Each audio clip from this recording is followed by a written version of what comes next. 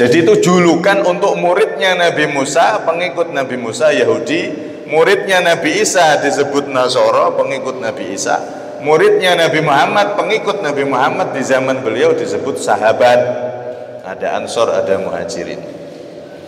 Nah, orang Yahudi ini apalagi sampai ngomong para nabi itu ada yang agama Yahudi, ada nabi yang beragama Nasrani. Nah, ini bahaya ini. Nah, dianggap para nabi itu agamanya variasi. Masamu sekotlet lebih variasi. Ada cerita itu anak sekolah, di sekolahannya gurunya nerangkan seperti itu. Nabi itu loh macam-macam. Ada yang Yahudi, ada yang Nasrani, ada yang Islam. Jadi agama nabi-nabi itu beda-beda. Ini ngawur ini. Ini pemahaman-pemahaman liberal yang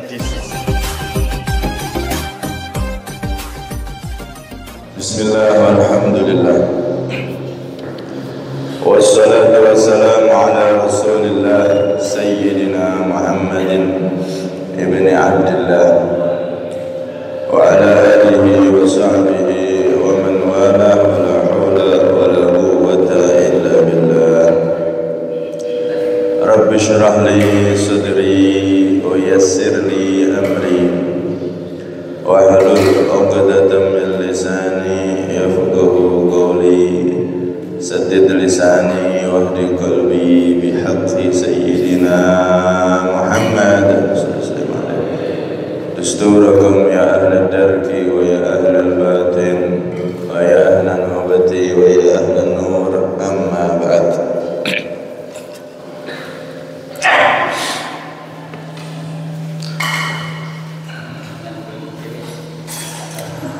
Jamaah semua yang dirahmati oleh Allah Subhanahu wa ta'ala, kita sampai pada ayat terakhir daripada surat Al-Fatihah. Wa yubdalu minhu, dan dijadikan badal minhu dari siratal mustaqim, siratal ladzina an'amta 'alaihim ila akhirih. Siratal ladzina yakni jalan orang-orang an'amta yang telah engkau beri nikmat, 'alaihim atas mereka, bil hidayah dengan petunjuk, wa yubdalu dan dijadikan badal minal ladina bisilatihi, dari lafadz alladina bisilatihi dengan silahnya, yaitu alladina an'amta 'alaihim tadi. Ghairil maghdubi 'alaihim itu lafadz ghairil maghdubi 'alaihim. Ghairil maghdubi selain jalan orang yang dimurkahi, 'alaihim itu mereka. Wahum adapun al-maghdub 'alaihim al-yahudu adalah orang Yahudi. Wala ay wa ghairid dhalin, dan selain jalan orang-orang yang sesat. Wahum adapun mereka an-nasara adalah orang-orang Nasrani. Wa nuqtatul badali adapun titik badal, inti dari badal, ifadatu annal muhtadin laisu yahudan wala nasara, yaitu sesungguhnya orang-orang yang diberi petunjuk laisu bukanlah yahudan, bukanlah orang Yahudi dan bukanlah orang Nasara. Wallahu a'lam bishawab. Ilaihi wa ilaihi marji'u wal ma'ab. Wa sallallahu ala sayyidina Muhammadin wa ala alihi wasallam tasliman katsiran daiman abada. Wa hasbunallahu ni'mal wakil wa la haula wa la quwwata illa billahil aliyyil azim. Jamaah semua yang dirahmati oleh Allah, di ayat terakhir dari Al-Fatihah ini adalah masih berhubungan dengan ayat sebelumnya. Ayat yang sebelumnya yang sudah pernah kita bahas, ihdinas siratal mustaqim. Wahai Allah, tunjukkan kami jalan yang lurus. Jalan yang lurus, apa yang dimaksud? Banyak di situ, yang intinya adalah Islam. Islam ini atau jalan yang lurus ini, apakah hanya jalan Nabi Muhammad saja dan para sahabatnya? Maka diteruskan di sini, siratal ladzina an'amta 'alaihim ghairil maghdubi 'alaihim waladdallin. Jalan yang lurus yaitu jalan orang-orang yang telah Engkau beri ridho, Engkau beri nikmat ya Allah. Bukan jalan orang yang dimurkai dan jalan orang yang sesat.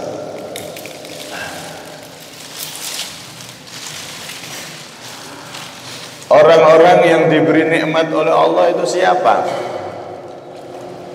Yaitu al-mu'minun, orang-orang yang beriman. Itulah sejatinya orang yang diberi nikmat, orang yang diizinkan kenal sama Allah, dekat sama Allah. Inilah orang-orang yang benar-benar diberi nikmat. Sama halnya kalau kita dekat, kenal dekat presiden, ya nikmat. Kenal dekat sama raja ini, raja itu, nikmat. Tapi kalau cuman sekedar tahu presiden, tahu raja Saudi, tahu toh, ndak deket, ndak kenal, ya nggak ada faedahnya. Maksudnya nggak dapat apa-apa dari presiden dan raja tadi. Nah, orang-orang yang diberi nikmat oleh Allah adalah mereka yang kenal sama Allah dan dekat sama Allah. Kalau ada orang hidup di dunia walaupun jadi raja di raja, tapi nggak diizinkan kenal sama Allah, apalagi dekat, kenal aja nggak kenal. Kenal sama Allah, Tuhannya yang menciptakan dia dari tidak ada menjadi ada, dia aja nggak kenal. Maka walaupun dia penuh dengan kenikmatan di dunia ini, hakikatnya itu bukan kenikmatan, sebab akhirannya nanti akan berujung pada siksaan. Na'udzubillah min dzalik. Karena itu jalan lurus adalah jalan orang-orang yang kenal sama Allah dan dekat sama Allah. Siapa mereka? Maka di ayat lain Allah Subhanahu wa taala menjelaskan siapa itu orang-orang yang benar-benar mendapatkan nikmat dari Allah itu. Di dalam surat An-Nisa Allah Subhanahu wa taala berfirman, "Wa may yuti'illaha war rasula fa ulaika ma'al ladzina an'ama Allahu 'alaihim minan nabiyyin was-siddiqin wasyuhada'i was-salihin wa hasuna ulaika rafiqa." Orang-orang yang mendapatkan nikmat dari Allah adalah mereka di saf barisan pertama, barisan paling depan adalah an-nabiyyin, para nabi. Oh, itu nomor satu sudah. Orang yang paling kenal, paling dekat dan paling dapat nikmat terbanyak dari Allah. An'amta 'alaihim. Ibarat orang itu tahu Ka'bah dan dia di depan Ka'bah, paling dekat sama Ka'bah, paling dekat sama Ka'bah itu para nabi, para rasul, dan pemimpin dari para rasul yaitu Nabi kita Muhammad sallallahu alaihi wasallam. Barisan yang kedua was-siddiqin, yaitu orang-orang yang benar-benar mengabdi kepada Allah alias para walinya Allah. Itu ibarat orang lihat Ka'bah dari kejauhan tapi langsung bisa lihat Ka'bah. Nikmat. Tapi nikmatnya di bawah tadi para nabi yang dekat dengan Ka'bah. Barisan ketiga wasyuhada. Siapa syuhada itu? Al-Imam Al-Baidawi mengatakan humul ulama. Mereka adalah para ulama, li'annahum syuhada'ullahi fi ardih. Karena para ulama itu adalah saksi-saksinya Allah di muka bumi ini, saksi-saksi kebaikan, saksi-saksi bahwasanya para nabi dahulu telah melaksanakan tugasnya. Para ulama itu ibarat orang nggak lihat Ka'bah langsung, tapi lihat videonya Ka'bah, jelas videonya. Nikmat bisa lihat. Nih. Barisan keempat, wassalihin, dan orang-orang soleh. Bukan ulama tapi ahli ibadah, akhlaknya bagus, soleh. Ini ibarat orang lihat fotonya Ka'bah, derajatnya di bawah tadi. Kalau tadi video, ini foto. Tapi lihat gambar Ka'bah, baru orang-orang yang beriman setelahnya.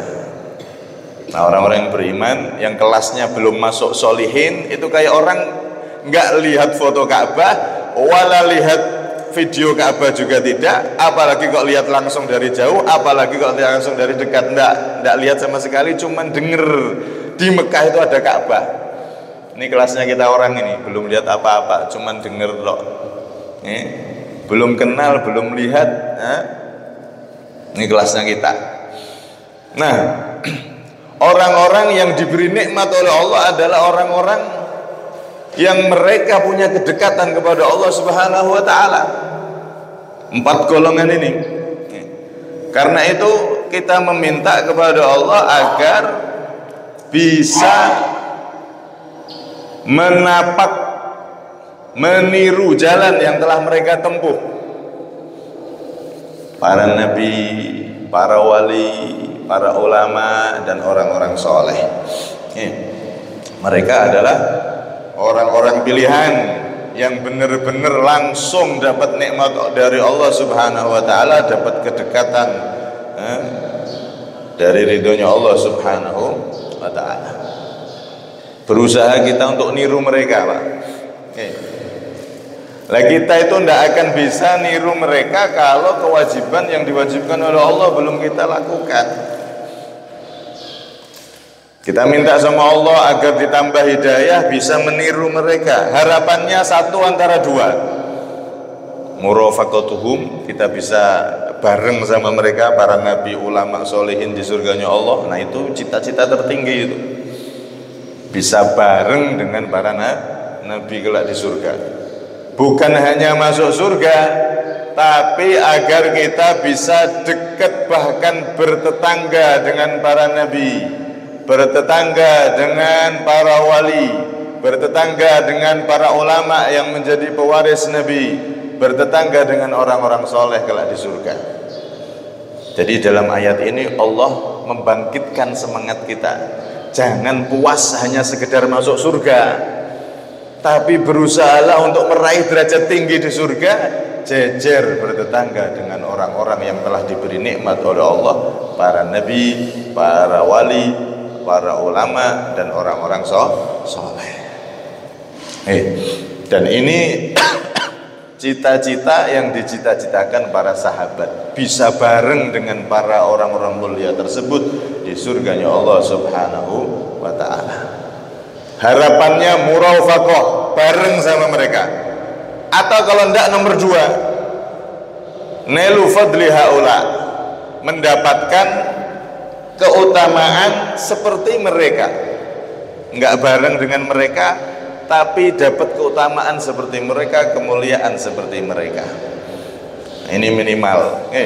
Artinya dekat sama mereka di surganya Allah Subhanahu wa ta'ala.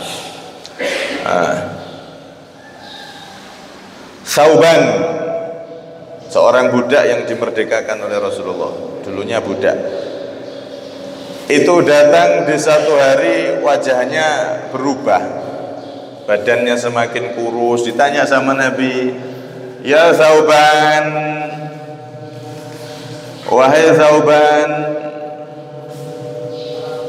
aku lihat engkau kok berubah, wajahmu pucat, engkau semakin kurus, apakah engkau sakit? Maka beliau mengatakan, ma bi min wajah, wahai Rasulullah, aku enggak sakit wahai Nabi. Cuman saya tuh mikir gini wahai Nabi, kalau saya hidup di dunia, saya kangen sama engkau, pengen ketemu, bisa datang ke rumahmu, bisa nemuin engkau wahai Nabi. Tapi apakah di surga nanti, kalaupun aku masuk surga, tentunya surgaku beda dengan surgamu wahai Rasulullah.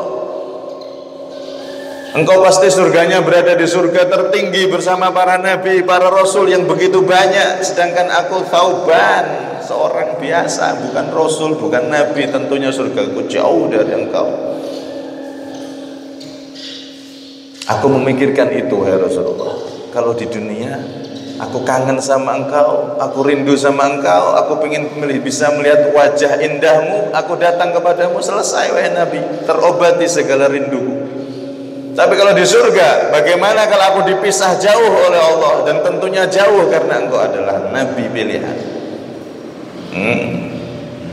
Mikirin itu Pak, mikiri nanti kalau di surga jauh dari Rasulullah SAW. Masya Allah, kita tidak kepikiran itu. Penting mlebu surga, alhamdulillah.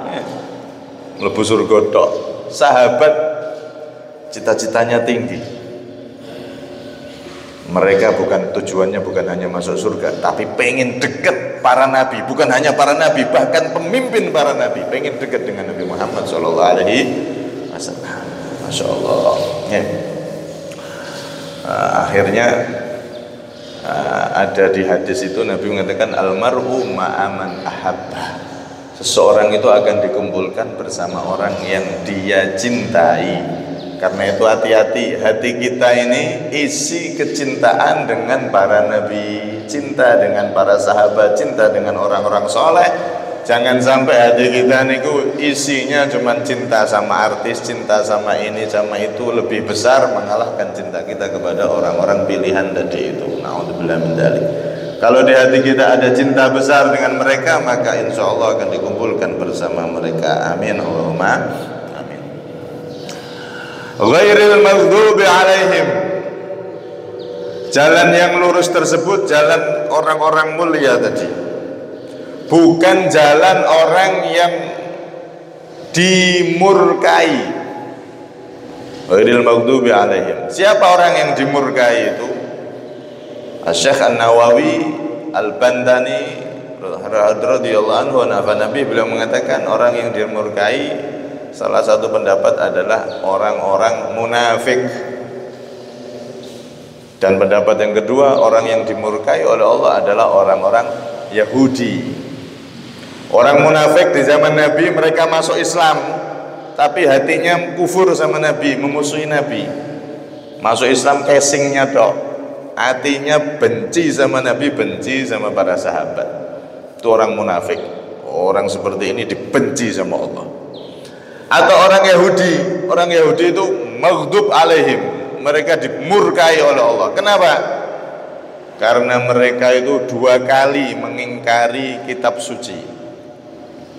Mereka orang Yahudi itu kan julukan untuk pengikut Nabi Musa. Julukan pengikut Nabi Musa, bukan agama sebetulnya. Al-Imam Ibnu Katsir mengatakan al-Yahud, orang-orang Yahudi adalah atba'u Musa alaihissalam alladzina kanu yatahakamuna ila Taurah fi zamanihim. Orang Yahudi itu adalah pengikutnya Nabi Musa. Jadi bukan agama dulunya itu. Begitu juga orang Nasoro. Nasoro itu pengikutnya Nabi Isa. Kalau pengikutnya Nabi Muhammad disebut sahabat, as-sahabah. Dan sahabat ini ada 2, ada muhajirin, ada ansor. Jadi itu julukan untuk muridnya Nabi Musa, pengikut Nabi Musa Yahudi. Muridnya Nabi Isa disebut Nasoro, pengikut Nabi Isa. Muridnya Nabi Muhammad, pengikut Nabi Muhammad di zaman beliau disebut sahabat. Ada ansor, ada muhajirin. Nah, orang Yahudi ini saat itu taat sama Nabi Musa, berpegang dengan Taurat. Cuman ketika Nabi Isa datang membawa kitab Injil, mereka mengkufuri Nabi Isa. 1. Nabi Muhammad datang membawa Al-Quran, mereka mengkufuri Nabi Muhammad. 2 kali. Orang Yahudi itu kufur 2 kali, mengkufuri kitab dua kali. Kitab Injil Nabi Isa dikufuri, kitab Al-Quran Nabi Muhammad SAW dikufuri. 2 kali double ini, maka mereka dikategorikan al-maghdub alaihim, orang yang mendapatkan murka dari Allah Subhanahu wa ta'ala. Lah apalagi ke orang Yahudi melencengkan agama Nabi Musa, ajaran Taurat diselewengkan, wah malah double lagi dia. Nah, inilah orang-orang Yahudi yang menjadikan ajaran Nabi Musa melenceng. Inilah mereka sekarang yang Yahudi itu dijadikan agama. Ada Zionis dan lain-lain. Itu menurut salah satu pendapat dari Imam Ibnu Katsir. Ada yang mengatakan Yahudi keturunan Yahuda, ada yang mengatakan Yahudi karena mereka kalau baca Taurat itu bergerak-gerak, goyang gitu. Itu semua ada di tafsir. Yang jelas, tapi pendapat yang paling awal adalah mereka sebutan untuk pengikut Nabi Musa. Nah, orang Yahudi itu dimurkai. Sedangkan waladhdallin, orang-orang yang sesat, siapa mereka? An-Nasara, pengikut Nabi Isa.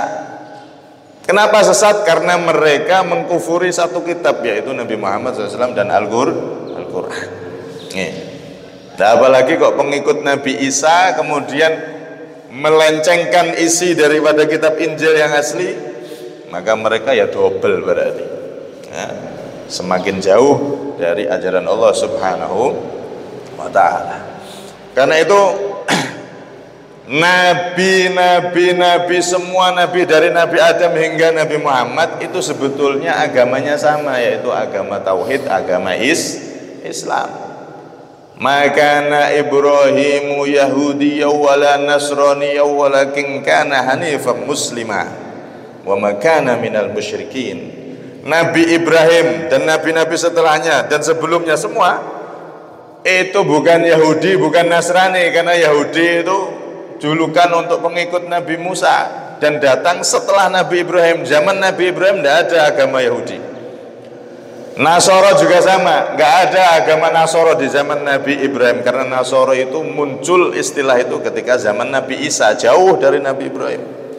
Nabi Ibrahim dan nabi-nabi semuanya itu bukan Yahudi, bukan Nasrani, bukan orang-orang musyrik, orang-orang yang nggak beriman. Tapi beliau adalah hanifan muslimah, beliau adalah seorang muslim alias agamanya Islam. Makanya hati-hati, kadang-kadang ada pemahaman-pemahaman liberal yang mengatakan nabi-nabi itu macam-macam agamanya.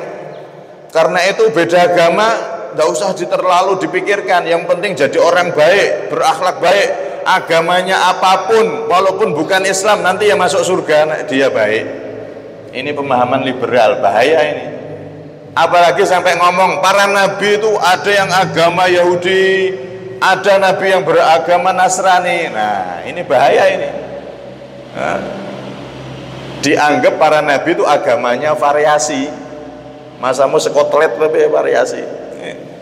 Ada yang Yahudi, nabi ini Nasrani, nabi ini Islam. Tidak, semua para nabi dari Nabi Adam sampai Nabi kita Muhammad membawa agama yang sama, agama tauhid, yaitu agama Islam. Wa may yabtaghi ghairal islami dinan falyuqbal minhu wa huwa fil akhirati minal khasirin. Orang yang mencari agama selain Islam maka tidak akan diterima oleh Allah dan dia termasuk orang-orang yang rugi kelak di akhirat, karena di neraka selamanya. Naudzubillah min dzalik. Jadi tidak ada, hati-hati, itu pemahaman sesat, bahkan bisa jadikan murtad. Kalau ada orang meyakini nabi-nabi sebelum Nabi Muhammad itu ada yang beragama Yahudi, ada yang beragama Nasrani, hati-hati, murtad itu.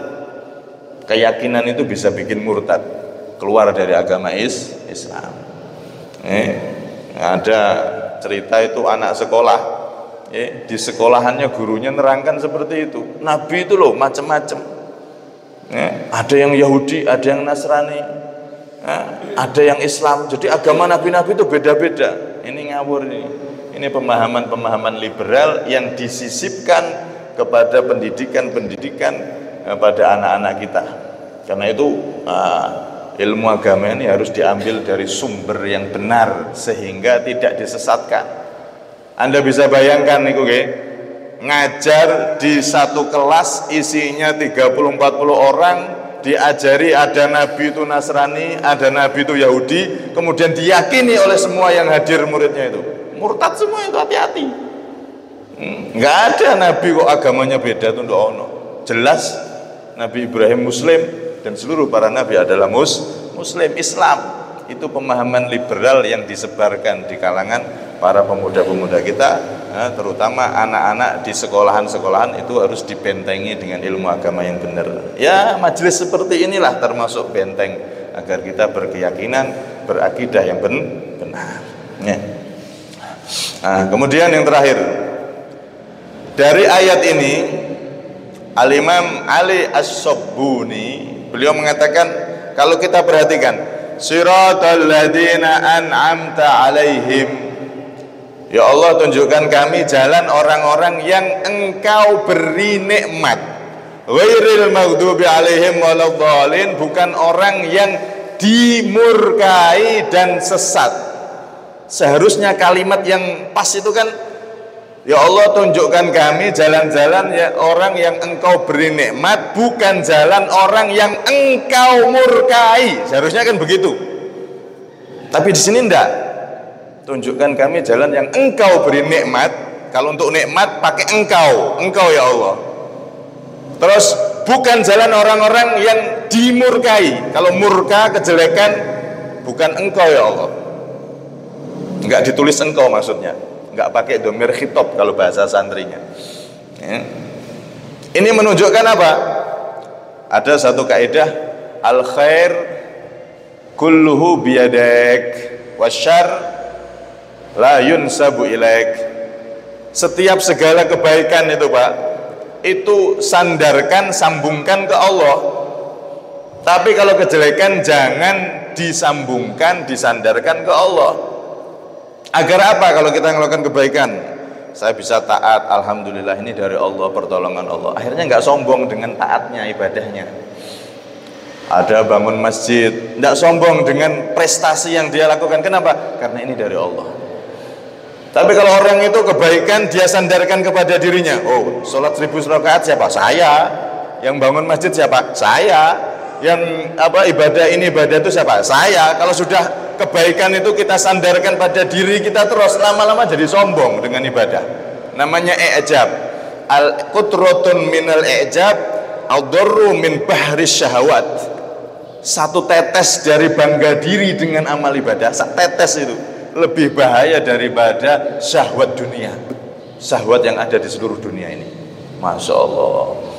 Karena itu kalau kita melakukan kebaikan, sandarkan alhamdulillah dari Allah, saya bisa ditolong ibadah, saya bisa ditolong melakukan kebaikan dan seterusnya. Sebaiknya kalau kejelekan jangan kita sandarkan ke Allah, nantinya durhaka. Saya maling, kalau Allah nggak ngizinkan, saya nggak bisa gerak kan? Ya maling ini dari Allah. Loh, ini jaluk dikaplok ini. Ada orang maling di kantor polisi misal. Saya maling Pak Polisi, kalau nggak ditakdir sama Allah, kalau nggak diizinkan oleh Allah, saya kedip aja lo nggak mampu. Saya gerakkan tangan, kalau Allah nggak ngizinkan kan nggak mampu toh Pak Polisi. Apalagi saya maling, apalagi saya loncat, apalagi saya mencuri ke sana kemari, gerak ya nggak bisa. Jadi saya ini ya karena takdir dari Allah. Polisi ini pinter, baru ngaji tafsir, langsung dikaplok cepak. Aduh, kenapa saya ditampar ya? Takdir dari Allah. Kalau nggak digerakkan Allah ya nggak bisa nampar saya. Artinya apa Pak? Baik buruk itu memang semuanya dikuasai oleh Allah atas izin Allah. Cuman kalau baik sandarkan ke Allah agar kita nggak sombong dengan amal ibadah. Kalau jelek sandarkan ke diri kita, karena yang melakukan kita. Jangan nyalahkan Allah. Ibarat listrik ini kan bisa jadi lampu, tapi bisa nyetrum orang, bisa meninggal. Apakah kalau pas ada orang meninggal kesetrum itu terus kita nyalahkan PLN? Ya enggak loh. Ya enggak bisa disalahkan, setrum memang semua dari PLN. Tapi bisa manfaat, bisa tidak, bisa bahaya atau tidak, ya tergantung kita. Pilihan dari kita. Begitu juga setrum gerak tubuh kita ini semua dari Allah, baik buruk dari Allah. Tapi kalau baik, Allah akan kasih pahala. Tapi kalau jelek, kita yang akan menerima dosanya. Na'udzubillah min dzalik. Begitu juga kalau kebaikan itu kita sandarkan ke orang tua, ke guru kita. Jadinya kita nggak sombong. Oh ini berkah orang tua saya, oh ini berkah guru saya. Tapi kalau kejelekan ya jangan. Kalau jelek, oh ini gara-gara orang tua saya melahirkan saya, jadinya saya kayak gini lah. Ini namanya nggak tahu diri. Ini gara-gara guru saya. Coba guru saya nggak ngajari matematika, saya kan nggak bisa hitung-hitungan. Akhirnya saya kan nggak bisa korupsi, nggak arti duit, nggak arti hitung-hitungan. Nyalahno guru nih. Ini namanya orang yang nggak tahu diri. Karena itu di sini juga ada pelajaran bahwasanya kalau kebaikan sandarkan ke Allah, kalau kejelekan kita yang harus bertanggung jawab. Di situ ada akidah dan ada akhlak. Dan selesai Al-Fatihah kita disunahkan baca amin. Amin ini adalah maknanya istajib. Ya Allah, kabulkanlah doa yang ada di surat Al-Fatihah tersebut. Itu disunahkan. Imam sunah baca amin, makmum juga sunah baca amin. Dan bahkan dalam hadis Nabi menyebutkan amin ini adalah keistimewaan yang diberikan oleh Allah khusus untuk umat Nabi Muhammad SAW. Jadi kalau doa amin, ada yang doa kita baca amin, amin itu sama nanti dapatnya. Nah, ada orang doa dia nggak baca amin, nggak apa ya, ini bisa dapat bisa tidak. Tapi kalau dia amin, amin, amin, isi doa apa dia juga dapat semua. Nah, umat-umat dalam zaman dahulu mereka doa nggak pakai amin, Pak. Amin ini khususnya untuk kita umat Nabi Muhammad SAW menurut sebagian pendapat. Allah a'lam bishawab. Ini intinya satu, intinya satu, kita itu di surat Al-Fatihah diajari oleh Allah agar selalu naik derajatnya. Diajari oleh Allah agar punya cita-cita yang tinggi, bukan hanya masuk surga, tapi cita-cita agar bisa berteman, berdekatan dengan para nabi, para wali, para ulama yang soleh dan kaum soleh. Dan yang kedua, jangan sampai kita ngikuti orang-orang yang dimurkai oleh Allah, orang-orang yang sesat, orang-orang yang tidak beriman, diketuai oleh orang Yahudi, orang Nasrani dan seterusnya. Jangan kita ngikuti mereka, karena jalan mereka bukan jalannya orang-orang yang diridhoi, yang diberi nikmat oleh Allah Subhanahu wa taala. Dan yang ketiga, setiap kebaikan usahakan sandarkan ke Allah sehingga hati kita akan semakin bersih. Setiap kejelekan kita tunjuk diri kita sandarkan diri kita sehingga kita mau bertobat, memperbaiki kebaikan tersebut, dan kita semakin jadi hamba Allah yang mulia. Semoga Allah Subhanahu wa taala menjadikan kita semua orang-orang yang mulia, orang-orang yang kelak dikumpulkan dengan para nabi, para orang-orang soleh dan orang-orang mulia di sisi Allah. Amin. Allahumma amin.